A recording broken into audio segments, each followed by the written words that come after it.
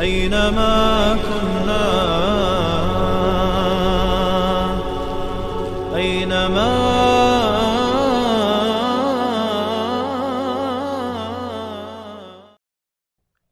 الحمد لله رب العالمين، والصلاة والسلام على رسول الله محمد وعلى آله وأصحابه أجمعين.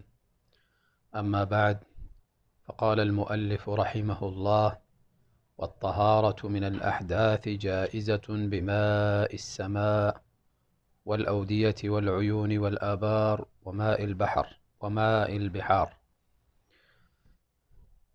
از اینجا به بعد علامه قدوری رحمه الله انواع آبها را ذکر میکنه. درسهای گذشته طهارت و غسل ذکر کرد و آنچه که مربوط به طهارت و غسل بود. اینجا آبها را ذکر میکنه، چون طهارت و غسل بدون آب امکان نداره.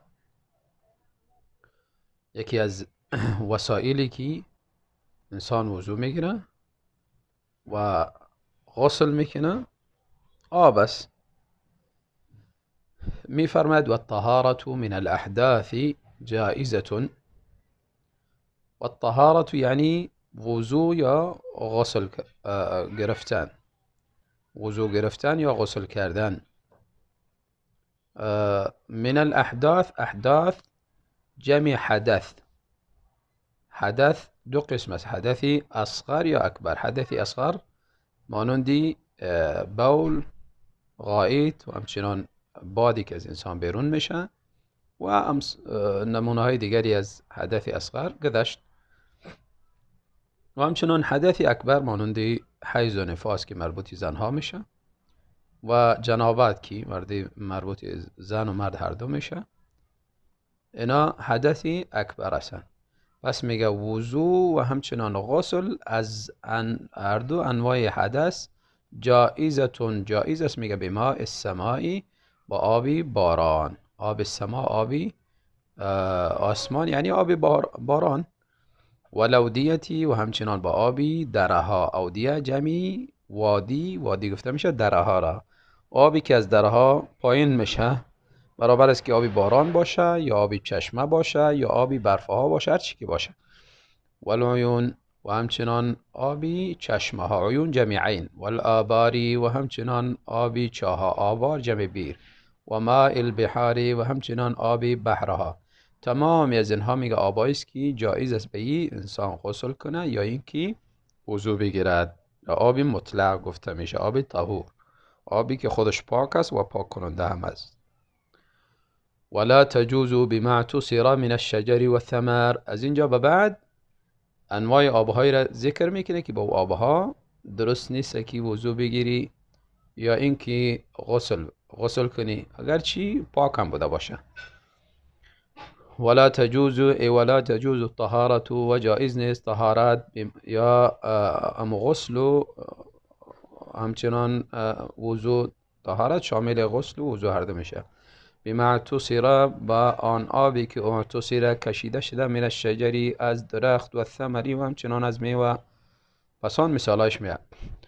ولا بما ان غلب علیه غیره، و همچنان جایز نیست با آبی که غلبه حاصل کرده بالای از او آب، غیره غیر از آب جنس دیگری، و اخرجه و بیرون کرده ای آب عن طبع الماء، از طبیعت آبیش چیزی دیگری با آب خلط شده، ای را از طبیعت آبی بیرون کرده. مثالش است میگه کل اشریبتی، مانند اشریبه.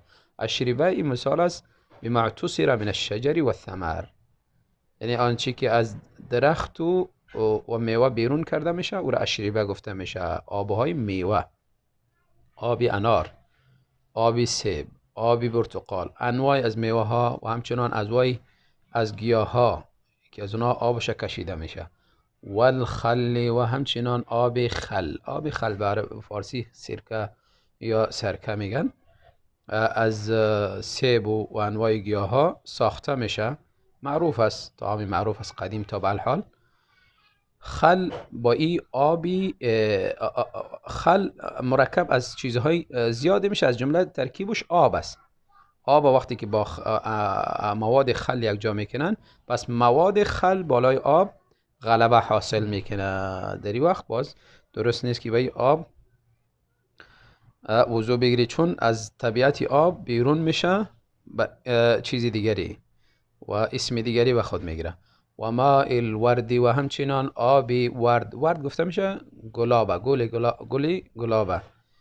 آبی که از گل گلاب میکشن با او هم درست نیست وضو یا غسل کرده شد.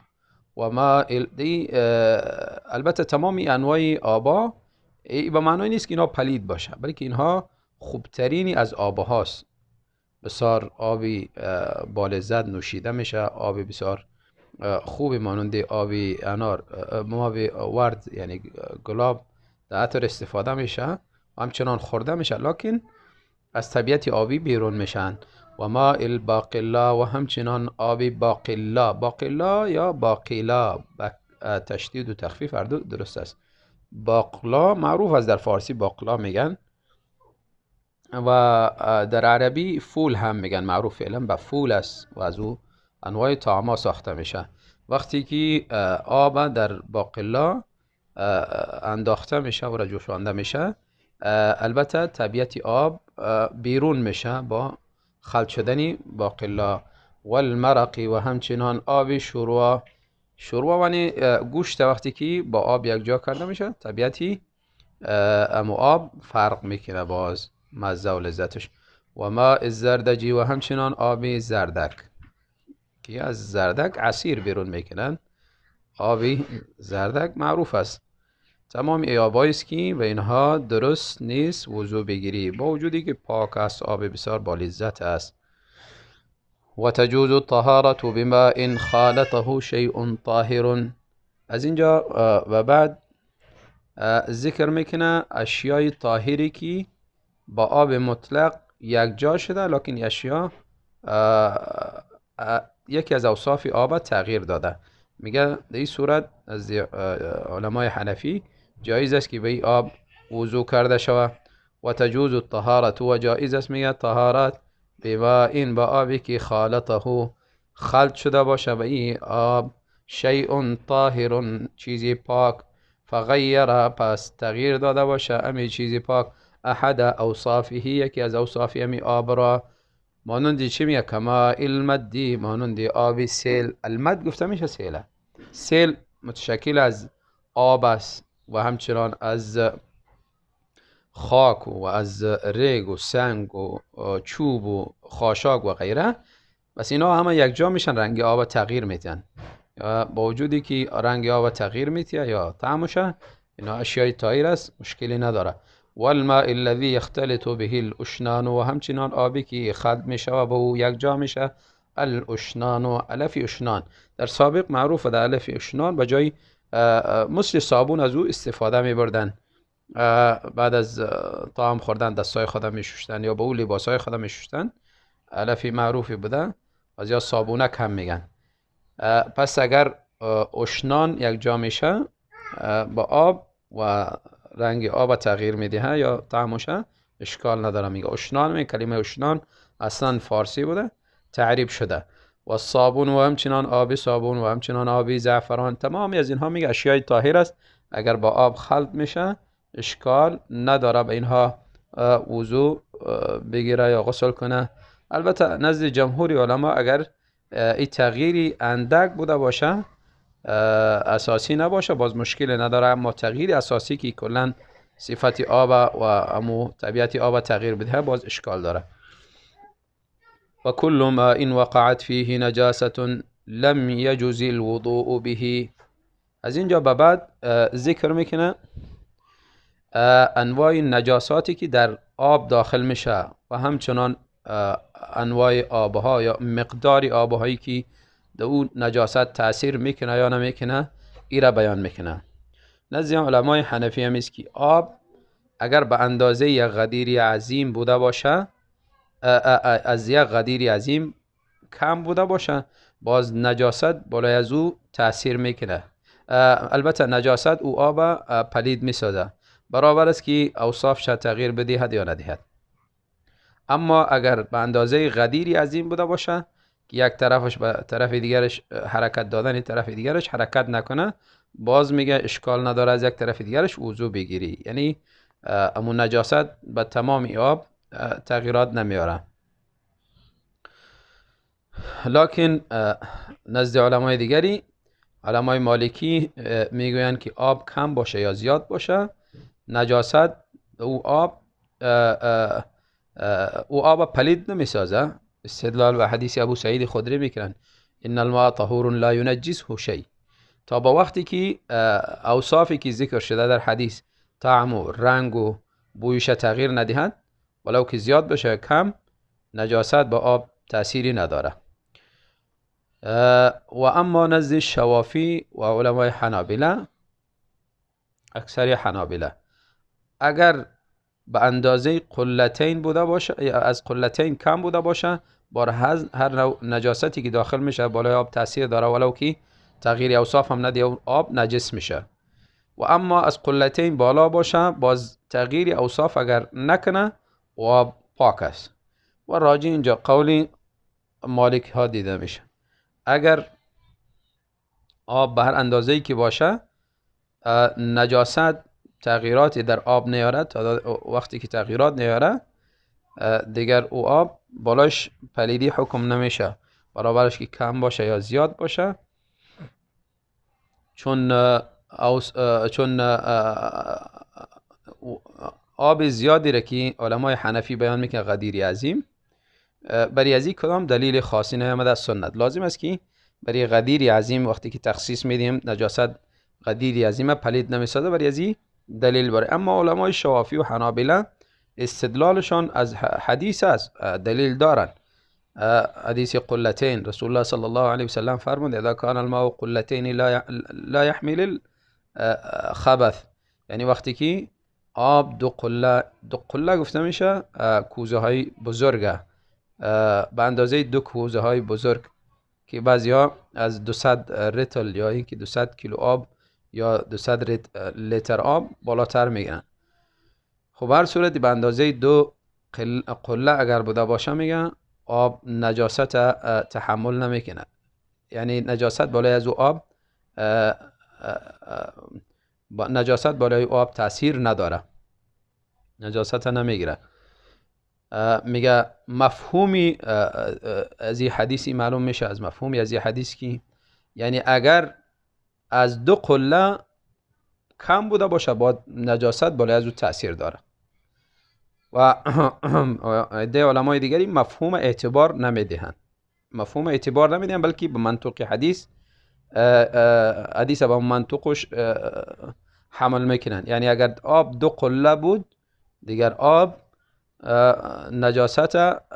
نجاست بالای از او اثر نمیکنه، الا اینکه تغییر اوصاف بکنه. اگر تغییر اوصاف کرد باز آب دیگر از امو اصل آب بودنش بیرون میشه، باز نجس میشه آب.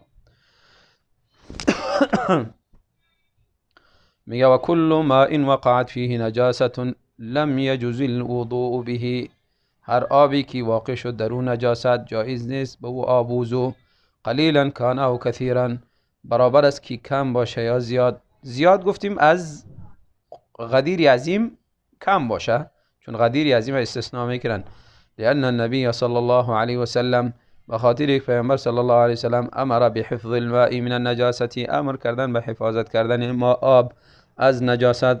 فرمودن لا یبولن احدکم، پس پیشاب نکنه یکی از شما فی الماء الدائم، در آب برقرار، آبی که یک جاست دائم است او پیشاب نکنه. ولا یغتسلن فیه من الجنابة، و همچنان غسل نکنه در او آب از جنابت، یعنی جنوب بود در آب غسل نکنه.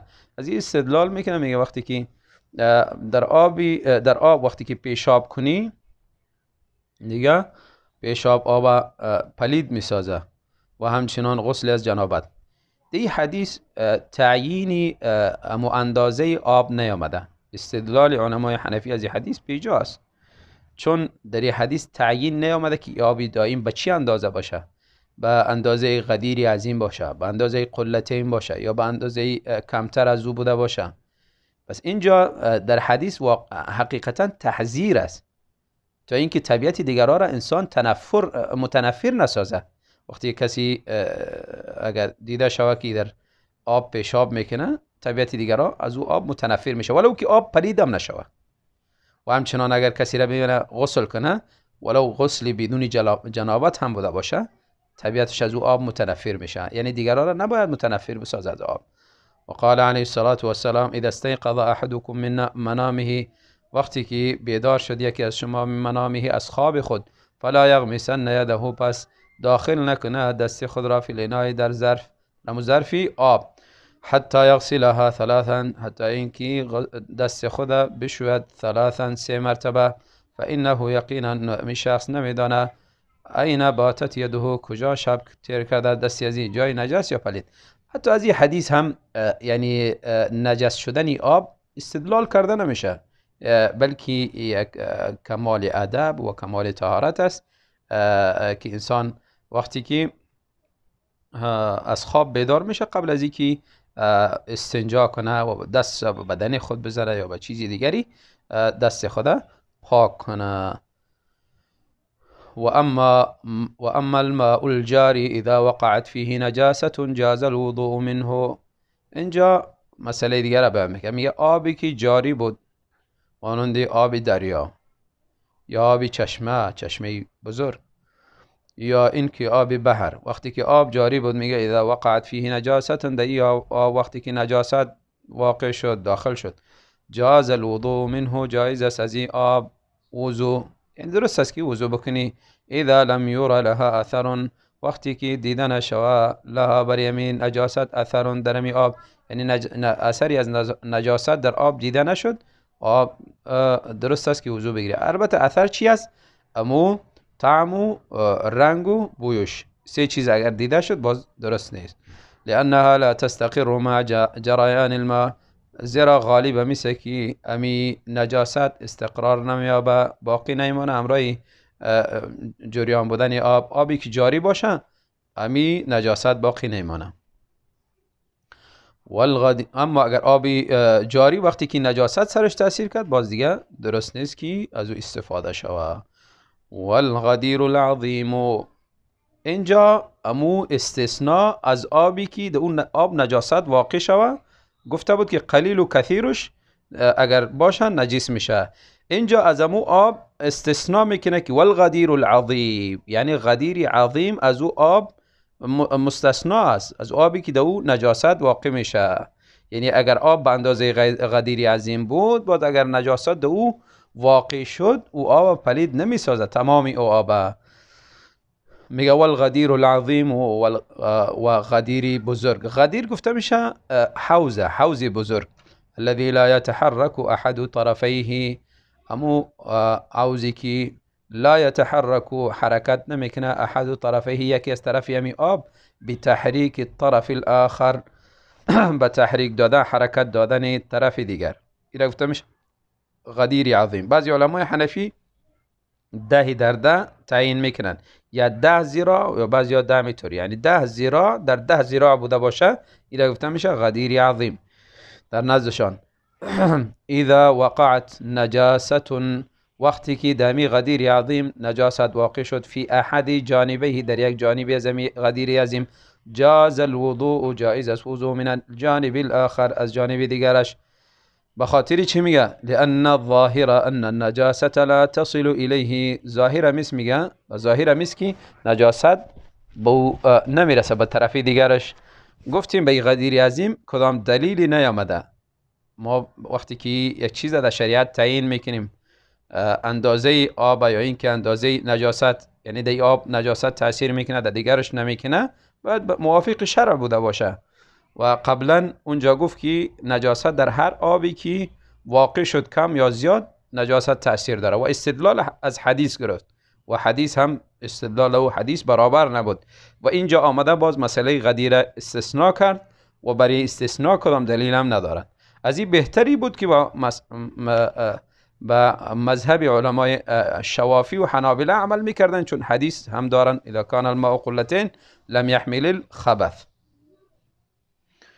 و موت ما ليس له نفس سائلة في الماء لا ينجسه، و مردن ما لیس له نفس سائلة، آن حیوان یا اینکه جمنده یا حشره که لیس له نفس سائلة نیست بری از او خون جاری، سائله گفتم یا جاری را، نفسی سائله نداره یعنی خون جاری نداره، فی الماء در آب، یعنی وقتی که این حشره یا جمنده اگر در آب بمرد لا ینجسه، آب پلید نمی سازد، کالبقی مانندی بق نوعی از انواع حشرات گفته میشه، بسیار هم تو بوی بسیار پلید داره و رنگش هم رنگ طلایی، بیشتر دمی خانه خون انسان زیاد میمکه.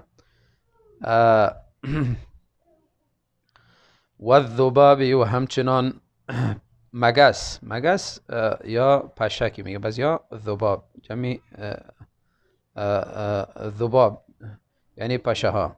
و الزنابیری و همچنان زنبورها، زنابیر گفته میشه زنبورها را، جمع زنبور. و العقاربی و همچنان گژدمها جمع عقرب.